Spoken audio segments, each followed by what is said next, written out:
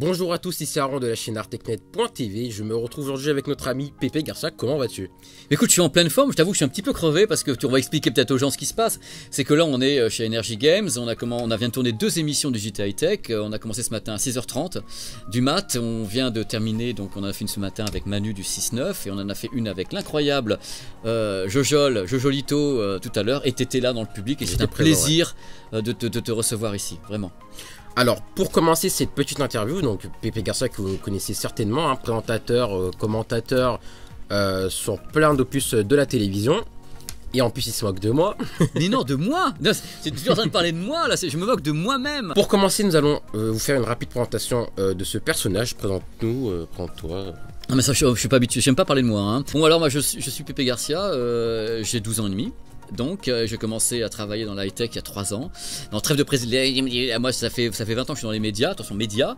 J'ai la chance d'avoir travaillé avec beaucoup de revues papier, puis après sur RMC, donc 01net, TV, je viens de faire 2 ans à Canal+, j'ai fait 4 ans en numérique, et là maintenant, en plus de certaines choses actuelles, donc comme 01net ou bien BFM Business ou autre, j'ai la chance d'avoir Energy qui m'a demandé de travailler avec eux sur Energy Games.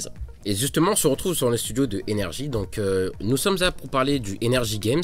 Donc, l'Energy Games, c'est entre autres une émission qui va nous permettre de présenter pas mal de produits high-tech.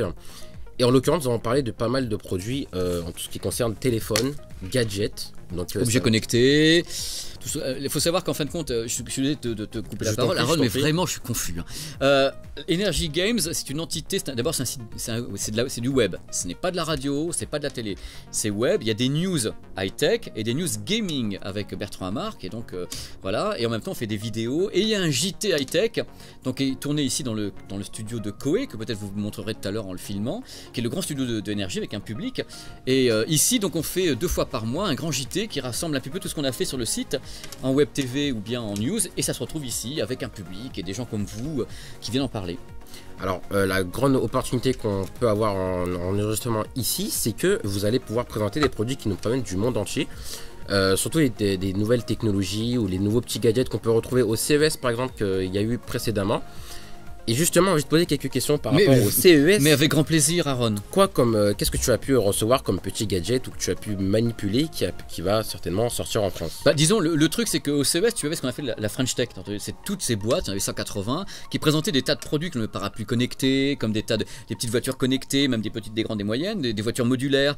Et si tu veux, moi, ce que j'ai senti au CES, c'est avant tout. Tu me dis quand je te gonfle, là, tu m'arrêtes. Non, pas de souci. Non, mais tu me le dis parce que je me connais. Ce qui m'a beaucoup plu, ce CES là, c'est toute la réalité augmentée, réalité virtuelle. Je trouve que c'est l'explosion totale avec les HTC Vive, avec les lunettes Oculus, même si le prix d'Oculus est absolument gigantesque, mais ça reste un produit étonnant. Je trouve qu'il y a beaucoup de progrès sur la qualité des téléviseurs aussi, Ultra HD 4K qui vont très vite, très loin maintenant. Je trouve que tout ça va dans le très bon sens, c'est-à-dire que vraiment on est dans une immersion de plus en plus vive pour le public, et je crois que vraiment dans peu de temps on aura chez soi de quoi se transporter en audio-vidéo de façon étonnante. Alors on va vous montrer un petit objet justement qui a été présenté au Energy Games qui est juste ici. Alors c'est la caméra 360 de Kodak qui est film en 4K, donc en UHD, en 3840 par 2160 pixels, donc c'est vraiment un joli joujou. Qu'est-ce que tu peux nous dire par rapport à cette caméra? Alors je peux te dire que je ne l'ai pas testé, donc moi je l'ai présenté en plateau de façon news, c'est-à-dire que quand on fait des news, je ne l'ai pas testé. J'ai testé par contre les modèles Theta, la Theta S, mais le truc c'est que moi j'avais testé la précédente chez Kodak qui avait une image quand même assez nickel. Il faut savoir par contre un truc assez important, bon il faut toujours un petit peu savoir comment la placer, hein. Il faut savoir quelquefois ce qu'on voit après au niveau de ce qu'on va avoir sur un écran, c'est pas forcément ce qu'on aura sur YouTube au niveau de la qualité et autres, sûr, ouais. Mais ce sont des produits que je trouve intéressants parce que pour la première fois, tu me dis quand je parle trop, pour la première fois on ne se contente pas d'une image dans laquelle on est en 2D figé, tu vois comme ça, Aaron et moi. C'est sûr. Voilà, maintenant on va pouvoir, si on pose ça là, on verra notre univers, c'est-à-dire que c'est pas complètement de ce côté-là, mais on verra tout notre univers, on verra le studio, on verra le joyeux caméraman qui est là, qui fait des gros coucous et tout, on peut tout voir en posant ce truc-là.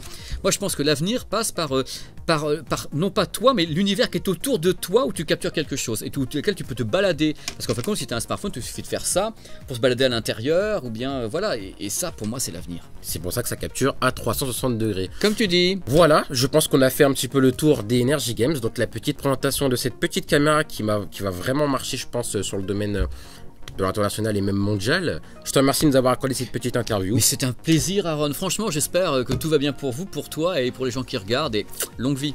Voilà, je vous remercie d'avoir regardé cette vidéo. On se retrouve dans de prochaines vidéos, tout simplement. Et puis, à très bientôt.